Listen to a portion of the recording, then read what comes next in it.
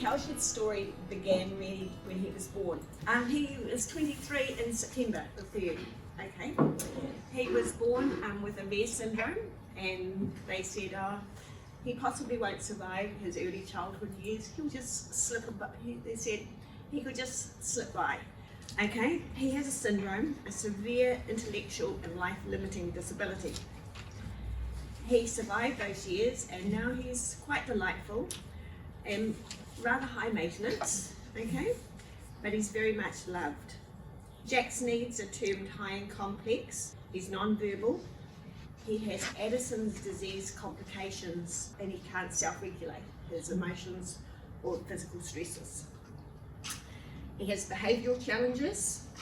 He has an intense resistance to change or transitions. And as he got bigger, the challenges were bigger because you couldn't actually make him do something he wanted. He'd go to ground, or he would bite and he'd lash out.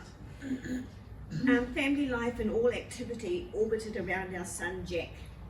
We had amazing carers that came into our home and supported him and us. But it was a bit like a railway station. There's always people going, there was no privacy, and you think, how is this going to look in the long term? This is unsustainable. There was little or no time out. And we thought, what does Jack need to make life sustainable? Well, the first option people would say, put him in residential care. But we knew that he wouldn't survive that because of his medical needs and his emotional, he was cognitively like a 2-year-old. So we needed a familiar place, safe, accessible, inviting, uncluttered, easy to clean and maintain, and he needed a space to be social and an environment that engaged and occupied him, as he didn't really do structured activity. You couldn't say, here's a pen, draw on a pen. Here's some blocks, play with some blocks. He doesn't do that sort of activity. We had a small lifestyle property at Glenview, 4 acres, that we'd been living there before Jack was born. So we dreamed a dream. We had an old derelict cow shed on our property. And we thought, well, let's transform it into a day service for our son and for respite, because it's on our property and the family can interact as much as they want and have oversight to it. And we thought if it didn't work out, we'd just use it as a rental. So this is what it looked like, and that's what it looks like now. It's made in the footprint of the cow shed, this part jutting out with the sign. That used to be the herringbone where the cows used to go in. That's the front of it. In-ground trampoline, that's a cocoon swing. Everything's accessible. Oh, that's a kitchen, it's all very colourful.